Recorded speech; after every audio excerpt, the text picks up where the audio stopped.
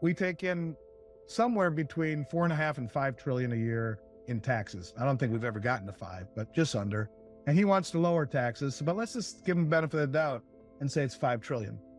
We owe $28 trillion in 3 years by 2028 in bonds that are coming due, right? We take in 15 trillion over the next 3 years in tax revenue, and yet we owe 28, which doesn't take into account anything we do over the next 3 years. We're already over 800 billion in debt for this year, and it's only February. So how do we continue to finance a debt and incentivize people to take our treasuries when we don't even have enough in tax revenue to cover roughly 50% of what we've already committed to that's coming due in 3 years, let alone what we're doing now, and any other funding? It's a problem.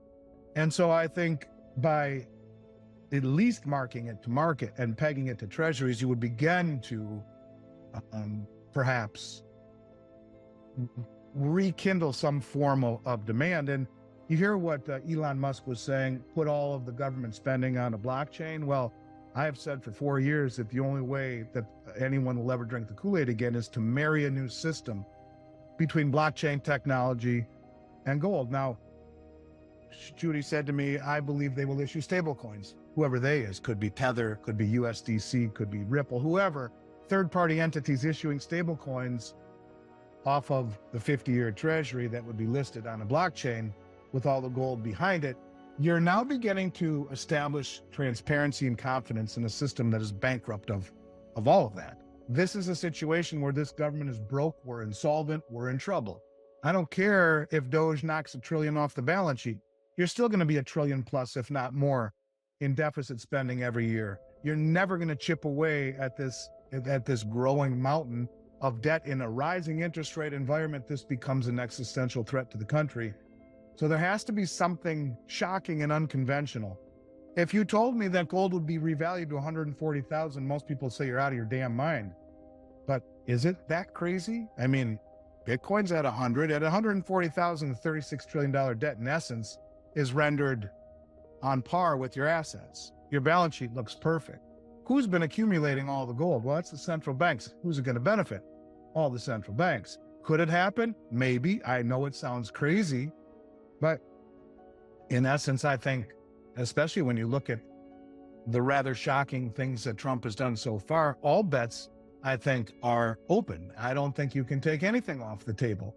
I think that's somewhat crazy, but to see it revalued at 24,000, 40,000, whatever it is, adding 10 trillion free and clear to the treasury at 40,000, is that not something that they would think of? Why not? I just will simply say, I don't know what the hell's going on, but I will tell you that what is happening is an anomaly, maybe the biggest I've seen in 35 years in this industry. So I think we have to have an open mind about what's going on. And I do know this, it ain't just about Trump tariffs. So to me, nothing else really in this industry even shines a light remotely close in terms of intrigue to what we see happening here. It's what I'm paying attention to more than anything. At the same time, you have the central banks buy almost 1,200 tons of gold in 2024 alone that we know of. Much of the gold that they accumulated was off balance sheet. Like if China buys it, the PBOC has to report it to the IMF. But if the PLA, the People's Liberation Army, buys it, and they probably have more than the PBOC does, they don't report it. And if proxy banks or commercial banks or sovereign wealth funds buy it on behalf, they don't report it. And I've reported over the last couple of months how China has been flying all around the world buying doré and concentrate directly from miners. Doré is a crudely refined bar the miner will refine and then send it in for purification or full refining. It's about 40% refined or something like that. Or a concentrate is like a sludge, byproduct of all of this. They're buying it, paying double what the West will, shipping it home to China for refining. So it disintermediates the marketplace. No one knows what they're buying, doesn't affect the price. There's all sorts of clandestine purchasing right now. No one wants to, lift up their skirt and show how much they're holding and accumulating and purchasing. And why would you if you knew gold was going to be revalued at some point? Why would you if you knew it was going to be pegged to a new system? And why would the most powerful bank in the world in 2019 reclassify gold as the only other tier one asset? And why are all the central banks buying it and repatriating it home? And why is it now coming here? And why is it the largest deliveries and the largest deposits? And I mean, keep on going. The United States government's balance sheet, not the United States, but the government's balance sheet is 5 trillion, just over. The largest asset on their balance sheet, student debt of 1.4 trillion, 5 trillion. It's roughly 40%. They're not going to monetize that, nor will they monetize the second largest asset being military bases and guns and airplanes and et cetera. They could monetize land, that's number 3, but why not monetize gold, which is held in the gold revaluation account, which is valued at $42.22 an ounce, which every central bank has purchased, which is now tier 1, which is flowing into the COMEX at a record no one has ever seen before. When the ETFs are controlled by JP Morgan, I mean, you can see whether or not it happens, they are in position to go bang, 100,000 an ounce. Balance sheet's pristine. Let's go. Let's start. And we're going to sell treasuries to the world now, peg it to a blockchain, and they're deliverable in gold. Who wants to own the U.S. Treasury now? And transparency and immutability and all the things that have been lacking, maybe they're about ready to address them. Not saying that's the case, but certainly looks a lot bigger than just Trump tariffs to me. You know, he's been telling me for a long time and telling the public that it's the old aristocrats that have been running the world, and Trump and started with the revision from LIBOR to SOFR and that they are quietly, and then they siphon all the gold back from London under false pretenses, and then they expose this massive rehypothecated market.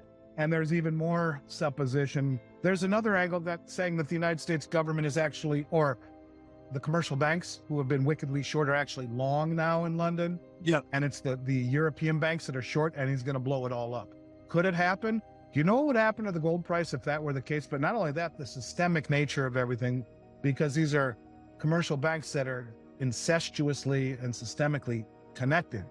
Yeah. The whole system can go through massive convulsions, to say the least. So I've always found his take on things incredibly interesting. And I think you could add that to the equation and it becomes even more compelling. So somewhere between what he's saying, what I'm saying, and what others are saying, Basel III and Trump tariffs, somewhere in this great circle lies a whole bunch of truth. I don't think it's as simple as just taking advantage of the arbitrage, where, in other words, you have a paper price in London and a delivery price in New York that is massively outsized from what it normally is, and as an outlier. I mean, it could be, there might be some traders that are taking advantage of that. You buy it in London and sell it in New York and collect that spread. I don't know that that's the case. Gold was up 30% last year, and Treasuries only paying 4.5%. You know, that spread that makes kind of signaling the fiat game is coming to an end. And if you have a dollar that is losing value at the same time, you know, continuously through inflation, why would anyone want to hold dollar-based treasuries when they can hold gold with no counterparty risk? And I think that's where the idea of, well, if that's the case, let's tie gold to the treasury. We'll have it, we'll post it all on a blockchain. We'll issue stable coins off of it. The government can control the on-ramp and the off-ramp. And to Tom's point, we will really fuck with the Bank of England in doing this. In fact, really destroy things if all of that gold, I mean, the amount of gold, if there's 36 million ounces available, but 380 million ounces outstanding in contracts, what happens? Oh, it's 8 weeks delivery because we don't have enough trucks. Really? And that's why I said at the beginning, I don't know how it plays out, but it's interesting to say the least. And I suspect it's going to be much more shocking as you have the biggest money in the world accumulating gold. You have the public rushing into equities at a level no one has ever seen before. And at the same time, the buy-sell transactions between insiders, in other words, insider and institutional stock buying and selling versus the public, is that, I mean, it's massive. For every one purchase, there's 7 or 8 sales by the insiders. And you have Warren Buffett, who's sitting on $334 billion in cash. I mean, it's insane. So these things are, I mean, that the cash that he has is now larger than the market cap of Coca-Cola, T-Mobile. You know, you're talking huge amounts of cash. And it's funny, he's sitting on 286.5 billion of US Treasuries, short term. That's the Federal Reserve only holds 195. So he's got more treasuries than the Federal Reserve and more cash in terms of market cap than some of the biggest corporations on the planet. Right. What does he know? He knows that he doesn't see value in stocks, and that's where all the public is in 7 of them. Yeah. And, you know, so these are very, very frightening times, actually, as far as I'm concerned, in terms of how it all plays out. But don't be surprised to be surprised, you know, over the next few weeks and months. Desperate times call for desperate measures. This is what happens when you spend 30 years suppressing interest rates, and lying about inflation metrics, and it creates huge distortions in asset prices and you know, anomalies in resources and in capital misallocations of these things. And we're beginning to see these things start to come into line, especially in a rising interest rate environment.